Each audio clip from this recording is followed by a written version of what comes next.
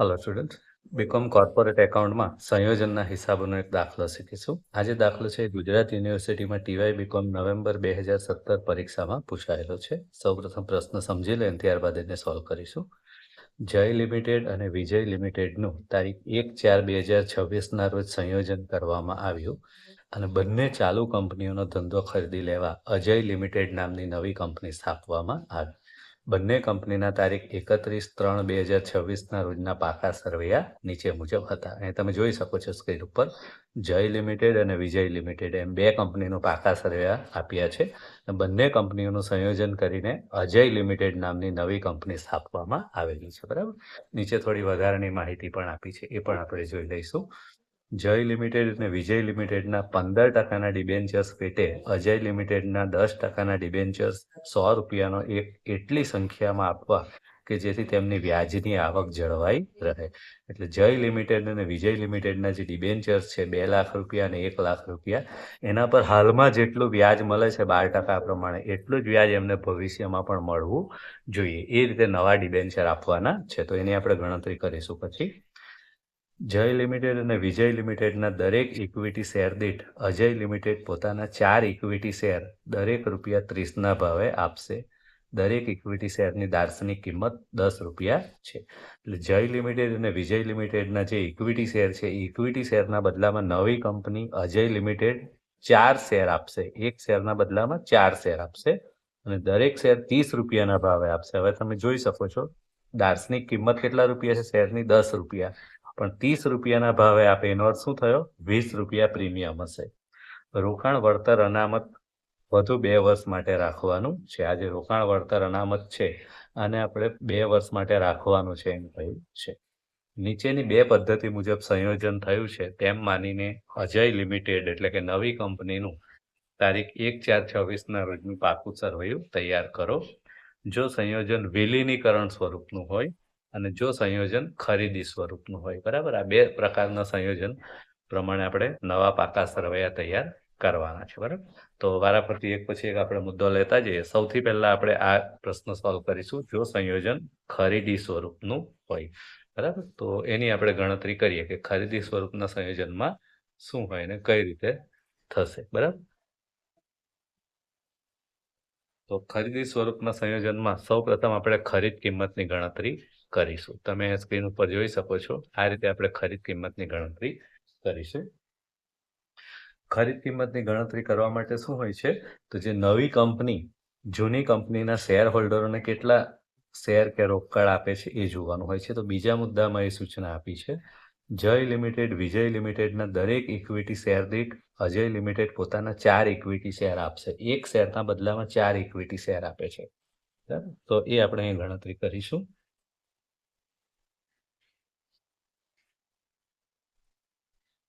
Equity share, બરાબર,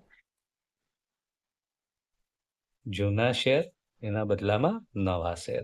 હવાલામાં કહ્યું છે કે દરેક શેરના બદલામાં 4 ઇક્વિટી શેર, એટલે જૂનો એક શેર હોય તો નવા કેટલા શેર આપવાના છે? 4. માટે જૂના શેર કેટલા છે? તો સૌથી પહેલા તો જૂના શેરની સંખ્યા શોધવી પડશે. તો જય લિમિટેડમાં જુઓ ₹12,50,000 શેર મૂડી આપેલી છે, પણ શેરની સંખ્યા નથી આપી. સંખ્યા શોધવા માટે શું કરશું? શેર ₹100નો ભરપાઈ છે તો 100 વડે ભાગાકાર કરીશું. એનો અર્થ કે 12,500 ઇક્વિટી શેર જય લિમિટેડના આવશે. અને એ જ રીતે વિજય લિમિટેડના ₹10,00,000ની શેર મૂડી છે અને એક શેર ₹100નો છે. બરાબર, તો 10 લાખને 100 વડે ભાગીશું એટલે શેરની સંખ્યા આવશે 10,000. બરાબર, આટલા શેર આવશે. અહીંયા 12,500 શેર આવશે અને અહીંયા 10,000 શેર આવશે. આ શેરની સંખ્યા મળી ગઈ. બરાબર, તો હવે અહીંયા એક શેરના બદલામાં 4 શેર, માટે જૂના કેટલા શેર છે જયના? 12,500. તો 12,500 શેરના બદલામાં નવા કેટલા શેર? બરાબર, આ રીતે આપણે ગણતરી કરીશું. તો નવા શેરની સંખ્યા મળે છે 12,500 ગુણ્યા 4/1 એટલે 50,000 શેર. આ રીતે 50,000 શેર નવી કંપની આપશે. હવે કઈ રીતે આપે છે? ₹30ના ભાવે આપે, પણ શેરની દાર્શનિક કિંમત તો ₹10 છે, એટલે મૂળ કિંમત છે ₹10 અને ₹30ના ભાવે આપે એનો અર્થ શું થયો? ₹20 જામીનગીરી પ્રીમિયમ. બરાબર, તો 50,000 શેર પર જામીનગીરી પ્રીમિયમ પણ ગણીશું આપણે. તો આ રીતે જો આપણે ગણતરી કરીએ તો 50,000 શેરના 10 રૂપિયા પ્રમાણે 5 લાખ રૂપિયાની શેર મૂડી થાય અને 10 લાખ રૂપિયાનું જામીનગીરી પ્રીમિયમ થશે. ચાલો, એ જ રીતે હવે વિજય લિમિટેડ, તો વિજય લિમિટેડમાં પણ એવું જ છે, બરાબર. આ જ રીતે ગણતરી કરવાની.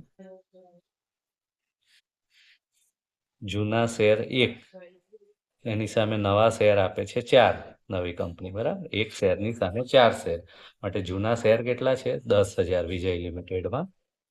તો 10,000 શેરના બદલામાં કેટલા, બરાબર. તો 10,000 ગુણ્યા 4 કરીએ એટલે 40,000 શેર થાય. એટલે નવી કંપની વિજય લિમિટેડને 40,000 શેર આપે. કઈ રીતે આપે? 30 રૂપિયાના ભાવે, પણ મૂળ કિંમત તો 10 જ રૂપિયા છે. એટલે 10 રૂપિયા મૂળ કિંમત અને 20 રૂપિયા પ્રીમિયમ.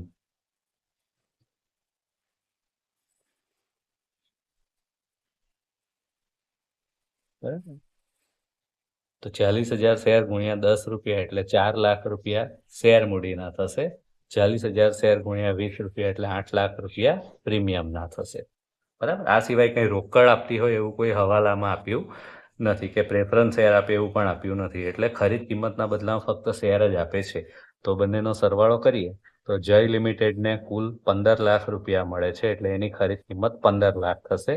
અને વિજય લિમિટેડને મળે છે 12 લાખ, તો એની ખરીદ કિંમત થઈ ગઈ 12 લાખ, બરાબર. તો આપણે ખરીદ કિંમતની ગણતરી કરી નાખી.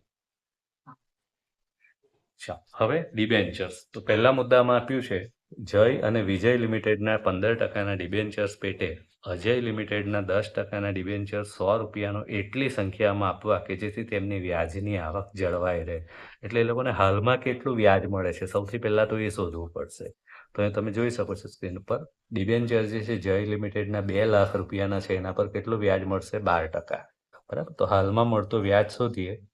2 લાખ રૂપિયાના ડિબેન્ચર, એના પર 12%. 2 લાખના 12% એટલે વ્યાજની રકમ થશે 24,000 રૂપિયા, બરાબર. એ જ રીતે વિજય લિમિટેડનું પણ ગણીએ તો વિજય લિમિટેડના ડિબેન્ચર્સ 1 લાખ રૂપિયાના છે અને વ્યાજની રકમ 12% પ્રમાણે થશે 1 લાખ ગુણ્યા 12%, એટલે હાલનું વ્યાજ મળી ગયું, બરાબર. જય લિમિટેડમાં 24,000, વિજય લિમિટેડમાં 12,000. હવે નવી કંપની જે છે અજય લિમિટેડ, એ શું કરે? ડિબેન્ચર કેટલા ટકાના આપે? 10%ના, બરાબર. 100 રૂપિયાનું ડિબેન્ચર 10%ના આપે, એટલે 10 રૂપિયા વ્યાજ મળે 100 રૂપિયા પર 10%. એટલે જો વ્યાજની રકમ 10 રૂપિયા હોય તો નવા ડિબેન્ચરની રકમ 100 રૂપિયા,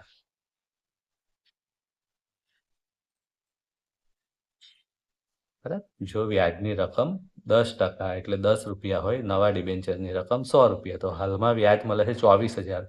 તો 24,000 રૂપિયા જો વ્યાજ જોઈતું હોય તો નવા ડિબેન્ચર્સ કેટલા રૂપિયાના આપવા પડશે, બરાબર. તો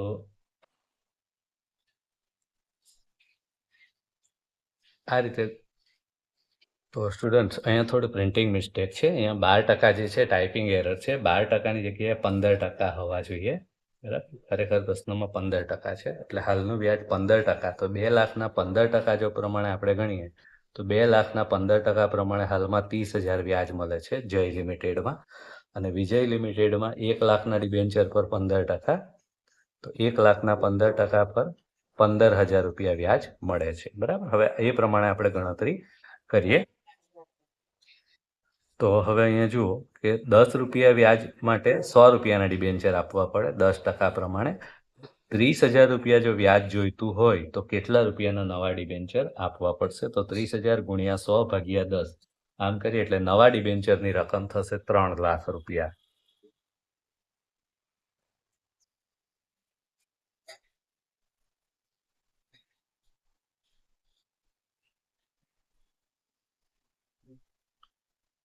બરાબર. એ જ રીતે વિજય લિમિટેડ 15% પ્રમાણે 15,000 રૂપિયા વ્યાજ હાલમાં મળે છે, બરાબર.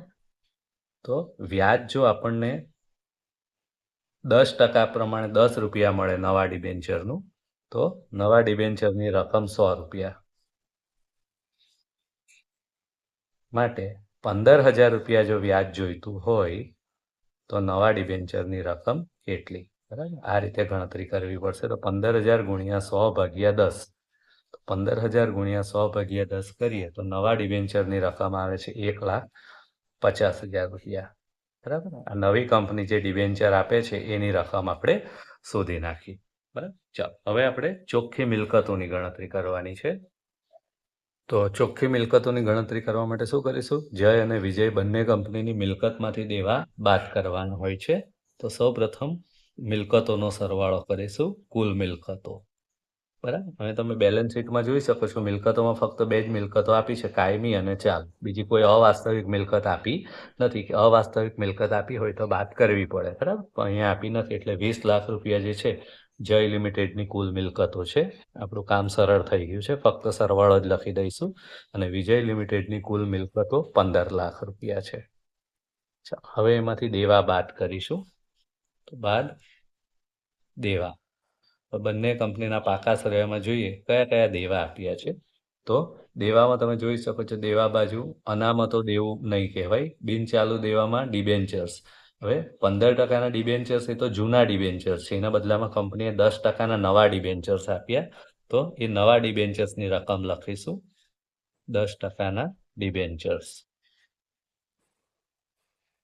ચાલો હવે ડિબેન્ચર્સ કેટલા રૂપિયાના આપ્યા? તો હાલમાં જ આપણે ગણતરી કરીને જોઈ ગયા છે, તમે સ્ક્રીન ઉપર જોઈ શકો છો. જય લિમિટેડમાં 3 લાખ રૂપિયા, વિજય લિમિટેડમાં 1,50,000 રૂપિયા.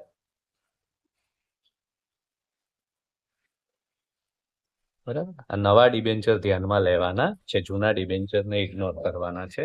ત્યારબાદ બીજા કોઈ દેવા છે તો લેણદારો આપ્યા છે વેપારી દેવામાં 1,10,000 રૂપિયા જય લિમિટેડમાં,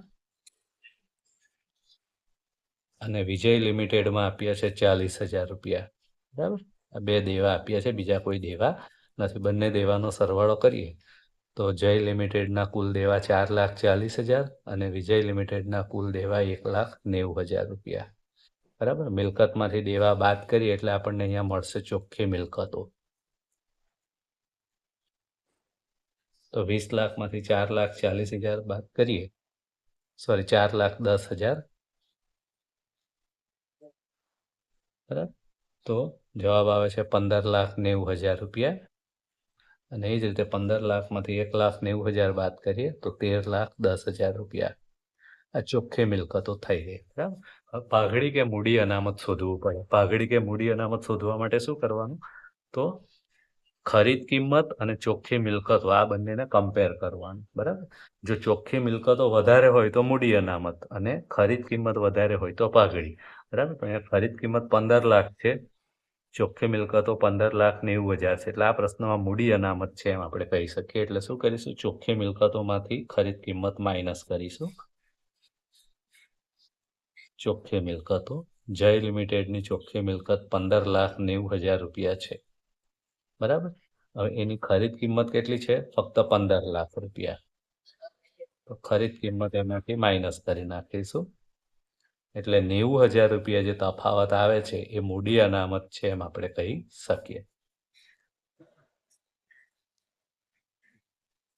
બરાબર. એ જ રીતે વિજય લિમિટેડમાં પણ ખરીદ કિંમત કરતા ચોખ્ખી મિલકતો વધારે છે. જો ચોખ્ખી મિલકતો 13,10,000, ખરીદ કિંમત ફક્ત 12 લાખ.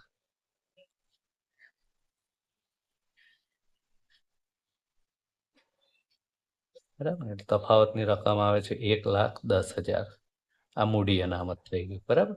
અને બંને કંપનીનું મૂડી અનામત થઈને સરવાળો 1,10,000 અને 90,000, એટલે કુલ મૂડી અનામત જે છે એ 2 લાખ રૂપિયા થાય છે. બરાબર. આ બંનેનો સરવાળો કુલ. ચાલો તો પાઘડી કે મૂડી અનામત શોધવાનું હતું તો એ પૈકી આપણને જવાબ મળી ગયો મૂડી અનામત છે પ્રશ્ન. બરાબર. ચાલો તો બધી જરૂરી ગણતરીઓ કરી દીધી છે. હવે પ્રશ્નમાં જે સૂચના આપી છે એ પ્રમાણે જો સંયોજન ખરીદી સ્વરૂપનો હોય એની ગણતરી આપણે કરી તો એનું પાકું સરવૈયું તૈયાર કરવું પડશે. બરાબર. તો ખરીદી સ્વરૂપના સંયોજન માટે આપણે પાકું સરવૈયું બનાવીએ. તો તમે જોઈ શકો છો આ રીતે આપણે પાકું સરવૈયું આ ફોર્મેટમાં બનાવીશું. બરાબર. તો સૌપ્રથમ ઇક્વિટી અને જવાબદારીઓ. ઇક્વિટી અને જવાબદારીમાં શેર હોલ્ડરોના ભંડોળમાં શેર મૂડી. હવે શેર મૂડી ઇક્વિટી શેર મૂડી જૂનું આપેલું છે, આપણે એ નથી લેવાનું. આપણે જે નવા શેર આપ્યા એ ગણવાનું હોય છે. બરાબર. તો આપણે ગણતરી કરી જ છે, એ પ્રમાણે આપણે લખીશું. કેટલા શેર છે? તો જય લિમિટેડને 50,000 શેર આપ્યા, વિજય લિમિટેડને 40,000, એટલે કુલ 90,000 ઇક્વિટી શેર છે. 90,000 ઇક્વિટી શેર. એક શેરની મૂળ કિંમત કેટલા રૂપિયા છે? 10 રૂપિયા.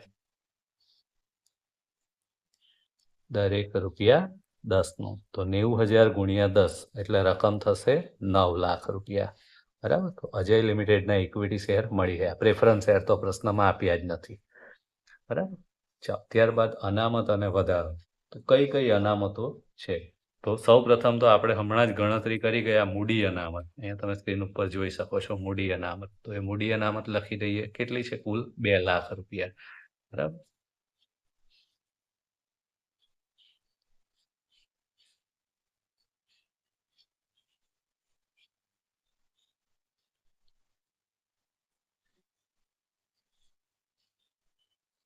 ચાલો, ત્યારબાદ બીજી કોઈ અનામતો? તો જામીનગીરી પ્રીમિયમ. આપણે જે નવા શેર ઇસ્યુ કર્યા એ પ્રીમિયમથી ઇસ્યુ કર્યા છે, એટલે એની અંદર પ્રીમિયમ સમાયેલું છે. તો બંને કંપનીઓને જે પ્રીમિયમ મળ્યું એ તમે સ્ક્રીન ઉપર જોઈ શકો છો. અહીંયા જામીનગીરી પ્રીમિયમ જય લિમિટેડને 10 લાખ રૂપિયા આપવામાં આવ્યું, અહીંયા 8 લાખ રૂપિયામાં આપવામાં આવ્યું, એટલે 10 અને 8 18 લાખ રૂપિયા જેટલું જામીનગીરી પ્રીમિયમ પણ સમાયેલું છે. બરાબર. 10 લાખ વત્તા 8 લાખ, આ રીતે બંને કંપનીઓનું થઈને 18 લાખ થયું. બરાબર. ચાલો, ત્યારબાદ પાકું સર્વે જોતા જઈએ જૂની કંપનીઓનું. તો જૂની કંપનીનું સામાન્ય અનામત લેવાનું નથી, પુનઃ મૂલ્યાંકન અનામત લેવાનું નથી, નફા નુકસાન ખાતું પણ લેવાનું નથી. સૂચના રોકાણ વળતર અનામત માટે આપી છે કે 2 વર્ષ માટે રાખવાનું છે. તો 2 વર્ષ માટે રોકાણ વળતર અનામત રાખીશું, એટલે નવી કંપનીમાં એને લેવું પડશે 40 અને 10 50,000 રૂપિયા રોકાણ વળતર અનામત.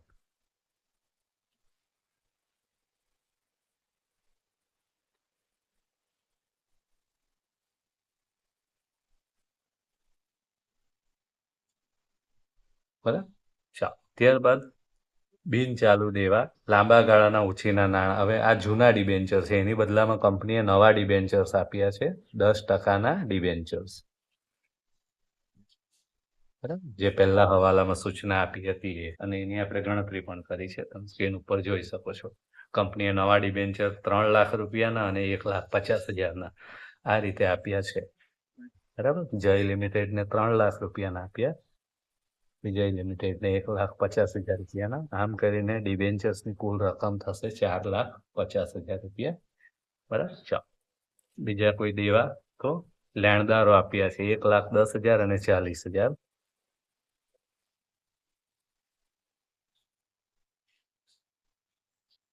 આ રીતે થશે 1,50,000.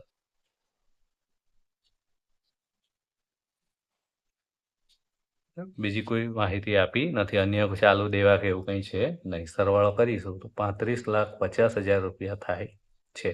બરાબર. ઇક્વિટી તરફનો સરવાળો 35,50,000. હવે મિલકતો ઉપર જઈએ. તો મિલકતોમાં સૌ પ્રથમ કાયમી મિલકતો 15 લાખ અને 10,50,000.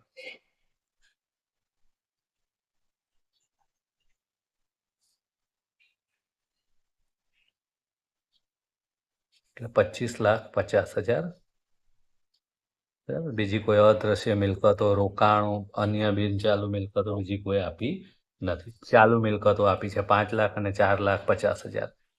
ચાલુ મિલકતો 5 લાખ વત્તા 4,50,000.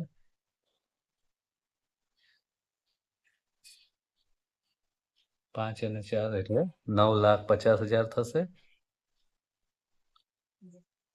ચાલો, હવે અહીં ખાસ એ ધ્યાનમાં રાખવાનું કે જ્યારે પણ આપણે ખરીદી સ્વરૂપનું સંયોજન કરી રહ્યા હોય તો ત્યારે મિલકતો તરફ એના માટે એક અનામત ઊભું કરવું પડે, સંયોજન હવાલા ખાતું.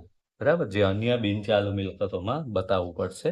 તો અહીંયા આપણે લખીશું સંયોજન હવાલા ખાતું, અને એની અંદર શું બતાવવાનું?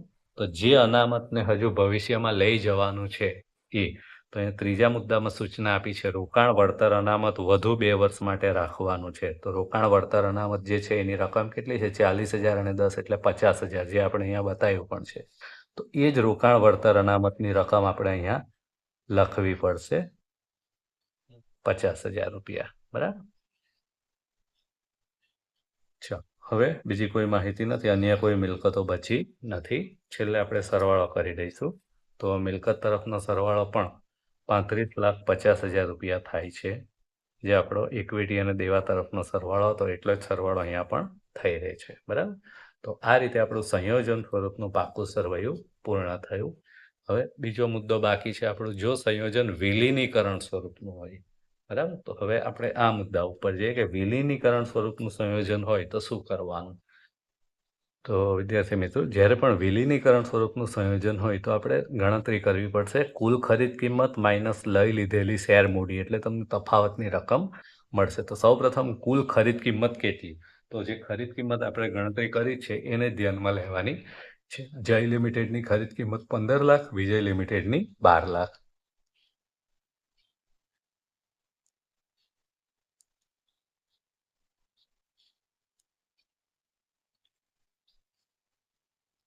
એટલે 27 લાખ રૂપિયા આપણી કુલ ખરીદ કિંમત થઈ છે. માઇનસ લઈ લીધેલી શેર મૂડી, એટલે જૂની જે બંને કંપનીઓ છે એને કંપનીએ નવા શેર તો આપ્યા પણ બદલામાં જૂની કંપનીના શેર લઈ લીધા હશે. તો જુઓ, જૂની કંપનીની લઈ લીધેલી શેર મૂડી રકમ કેટલી છે? 12,50,000 અને 10 લાખ રૂપિયા.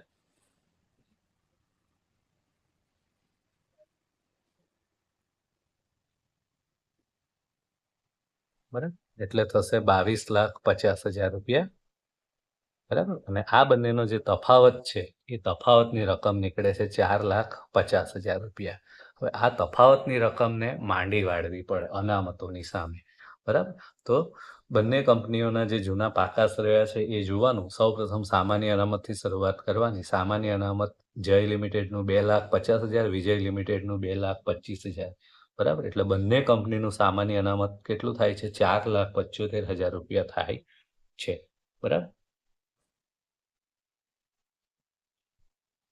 તો આ તફાવતની રકમ જે આપણે માંડી વાળવાની છે એ સામાન્ય અનામતમાંથી માંડી વાળી શકીએ, કારણ કે આપણને 4,50,000 રૂપિયાની જરૂર છે અને સામાન્ય અનામતમાં રકમ વધારે છે જરૂર કરતા. બરાબર. એટલે માઇનસ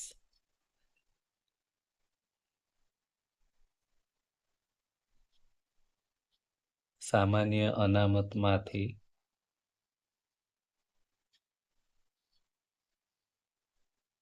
માંડી વાળેલ રકમ 4,50,000. બરાબર. એટલે આ પૂરેપૂરી રકમ માંડી વાળી, એટલે હવે તફાવત 1 પણ રૂપિયાનો બચ્યો નથી. બરાબર. હવે સામાન્ય અનામત કેટલું વધ્યું તો એ આપણે જોઈએ. તો સામાન્ય અનામત જે છે 4,75,000 રૂપિયા પાકા સરવાળામાં આપેલું છે બંને કંપનીનું થઈને. બરાબર. કુલ સામાન્ય અનામત પાકા સરવૈયામાં છે, એમાંથી આપણે કેટલા રૂપિયાનો ઉપયોગ કર્યો? 4,50,000. તો માઇનસ 4,50,000 રૂપિયા આપણે તફાવત માંડી વાળ્યો.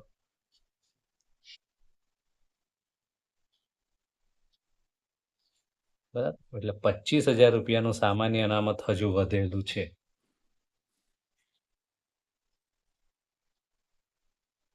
વધેલી રકમ. બરાબર. ચાલો, હવે ડિબેન્ચરમાં જોવાનું કે જો ડિબેન્ચરમાં નુકસાન હોય તો એ પણ અહીંયા સામાન્ય અનામતમાંથી માંડી વાળવાનું હોય છે. તો અહીં તમે જોઈ શકો છો, જય લિમિટેડના ડિબેન્ચર્સ જૂના કેટલા છે? 2 લાખ રૂપિયાના છે. બરાબર. હવે એની સામે નવી કંપનીએ કેટલા રૂપિયાના ડિબેન્ચર્સ આપ્યા? તો એ તમે અહીં જોઈ શકો છો, નવી કંપનીએ એને 3 લાખ રૂપિયાના ડિબેન્ચર્સ આપ્યા. બરાબર. 2 લાખ રૂપિયાના જે જૂના ડિબેન્ચર છે એની સામે 3 લાખ રૂપિયાના નવા ડિબેન્ચર આપ્યા, એટલે કંપનીને 1 લાખ રૂપિયાનું એ નુકસાન થયું છે ડિબેન્ચરમાં. બરાબર. તો એ ડિબેન્ચરમાં જે નુકસાન થયું એની પણ આપણે ગણતરી કરી નાખીએ.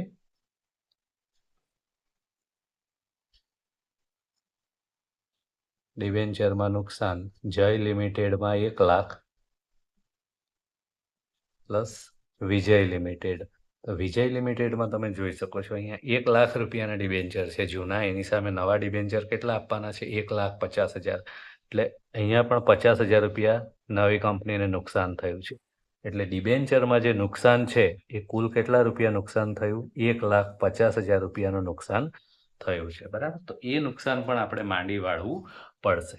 બરાબર, તો એ નુકસાન માંડી વાળવાનું છે 1,50,000, જ્યારે અહીંયા તો ફક્ત 25,000 રૂપિયા જ રકમ વધેલી છે. બરાબર, તો આ 25,000 રૂપિયા જે છે સૌ પહેલા તો માંડી વાળીએ.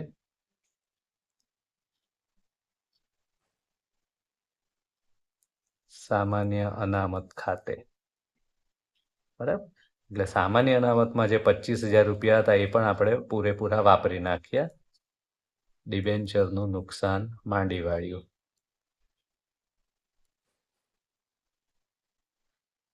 બરાબર, હવે સામાન્ય અનામતની રકમ પૂર્ણ થઈ ગઈ છે. હવે સામાન્ય અનામત પૂરું થઈ ગયું હોય તો પછી નફા નુકસાન ખાતા ઉપર જવાનું. નફા નુકસાન ખાતું 50,000 અને 75,000 બંનેનો સરવાળો 1,25,000 થાય છે. બરાબર, 1,25,000 રૂપિયા નફા નુકસાન ખાતું છે. પાકા સરયામાં આપ્યું જ છે. બરાબર, ચાલો, તો ડિબેન્ચરમાં નુકસાન 1,50,000 માંથી 25,000 તો માંડી વાળ્યું. હજુ કેટલું નુકસાન બાકી છે? 1,25,000 રૂપિયાની હજુ જરૂર છે. બરાબર, તો 1,25,000 રૂપિયા અહીંયા છે જ નફા નુકસાન ખાતામાં, એટલે આપણે નફા નુકસાન ખાતેથી માંડી વાળીશું. તો આ રીતે ડિબેન્ચરમાં નુકસાન પણ પૂરેપૂરું માંડી વાળીશું અને નફા નુકસાન ખાતું પણ 1,25,000 રૂપિયા પૂરું થઈ ગયું. ડિબેન્ચરનું નુકસાન માંડી વાળ્યું એટલે નફા નુકસાન ખાતાનો પણ પૂરો ઉપયોગ કરી લીધો. બરાબર, એની પણ હવે કોઈ બેલેન્સ વધી નથી. તો આ નફા નુકસાન ખાતાનું પણ થઈ ગયું. સામાન્ય અનામતની પણ આપણે ગણતરી કરી લીધી. હવે વિલીનીકરણ સ્વરૂપનું પાકું સરવૈયું બનાવવાનું છે. બરાબર, તો એ પણ આપણે બનાવી નાખીએ. આપણો પ્રશ્ન પૂરો થાય. તો અહીં તમે સ્ક્રીન ઉપર જોઈ શકો છો વિલીનીકરણ સ્વરૂપનું સંયોજન હોય તો નવી કંપની અજય લિમિટેડનું પાકું સરવૈયું કઈ રીતે બનાવવાનું છે. તો સૌ પ્રથમ શેર મૂડી, જે જૂનું પાકું સરવૈયું જોતા જવાનું છે એ પ્રમાણે જ આપણે બનાવવાનું છે. તો ખરીદી સ્વરૂપનું જે આપણે પાકું સરવૈયું બનાવ્યું હતું એમાંથી જ જોઈને લખતા જઈએ. બહુ મોટો ચેન્જ નહીં આવે. 90,000 ઇક્વિટી શેર, દરેક ₹10નું, અને રકમ આવશે 9 લાખ રૂપિયા. બરાબર, ત્યારબાદ મૂડી અનામત.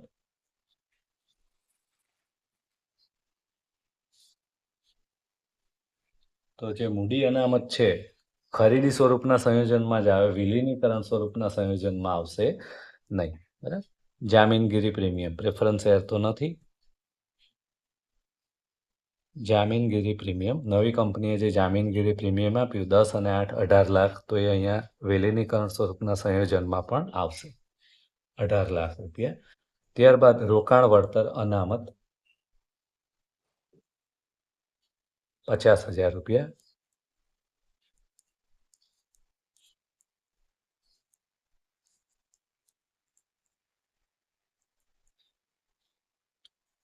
ત્યારબાદ ખરીદી સ્વરૂપના સંયોજનમાં આપણે જૂની કંપનીનું સામાન્ય અનામત અને નફા નુકસાન ખાતું બતાવ્યું નથી, જ્યારે અહીંયા એ પણ બતાવવું પડશે. બરાબર,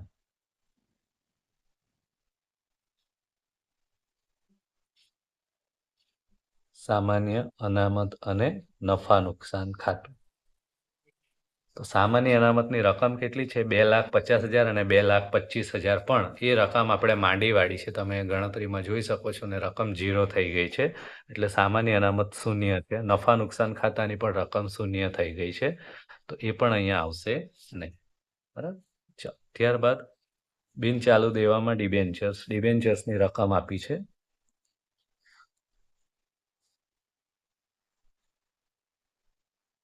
₹4,50,000 રૂપિયા.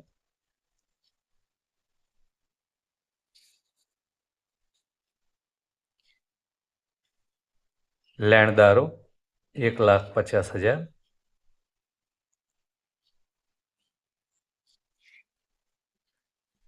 હા, હજુ એક અનામત બાકી રહી ગયું છે. પુનઃ મૂલ્યાંકન અનામત જે આપ્યું છે 1,50,000, તો એ પણ આપણે બતાવવું પડશે. એના નાના અક્ષરે હું લખી દઉં છું. પુનઃ મૂલ્યાંકન અનામત અને એની રકમ 1,50,000 રૂપિયા અહીંયા નવા પાકા શ્રેણીમાં બતાવવું પડશે. વિલીનીકરણ સ્વરૂપનું સંયોજન છે એટલા માટે. બરાબર. સરવાળો કરીશું તો 35 લાખ રૂપિયા સરવાળો થાય છે. ઇક્વિટી અને દેવા તરફનો સરવાળો. હવે મિલકતો તરફ જઈએ તો મિલકતોમાં કોઈ ખાસ ચેન્જ નથી. જે કાયમી મિલકતો છે 15 અને 10 50 એટલે 25,50,000 બંનેનો સરવાળો, જે આપણે ખરીદી સ્વરૂપના સંયોજનમાં પણ બતાવ્યું હતું એ જ છે. બરાબર. પછી ચાલુ મિલકતો. તો ચાલુ મિલકતો જે છે એ પણ આપણે અહીંયા બતાવી હતી 5 લાખ અને 4,50,000 એટલે 9,50,000. બરાબર. જે આપણે જૂની કંપનીમાં છે 5 અને 4,50 9,50. હવે બંને સ્વરૂપમાં તફાવત શું આવે છે? તફાવત ખાસ શીખવાનો છે. તમે જોઈ શકો છો ખરીદી સ્વરૂપના સંયોજનમાં આપણે સંયોજન હવાલા ખાતું બનાવ્યું હતું. જે અનામત છે, બરાબર, રોકાણ વળતર અનામત, એની રકમ અહીંયા બતાવી હતી સંયોજન હવાલા ખાતામાં. અહીંયા આપણે તફાવત એ છે કે રોકાણ વળતર અનામત તો અહીંયા બતાવ્યું વિલીનીકરણમાં, પણ અહીંયા કોઈ સંયોજન હવાલા ખાતું બતાવવાનું નથી. બરાબર. આ તફાવત છે ખરીદી અને વિલીનીકરણ સ્વરૂપના સંયોજનમાં. બરાબર. બીજી કોઈ ચાલુ મિલકતો આપી નથી એટલે સરવાળો કરીશું તો 35 લાખ રૂપિયા સરવાળો અહીંયા મિલકતો તરફ આવે છે.